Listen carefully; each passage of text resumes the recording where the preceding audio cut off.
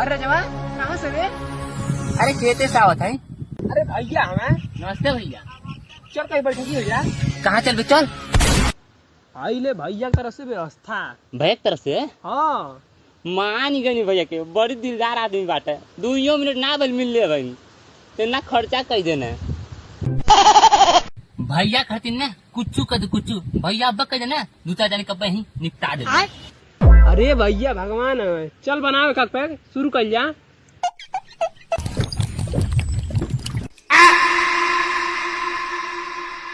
शाबाश बेटा। अरे रोशना हाई कौन अरे पहुनवा हमें नहीं पता रे कौन है भाई।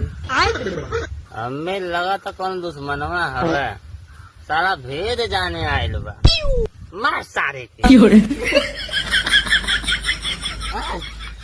अपने गाँव में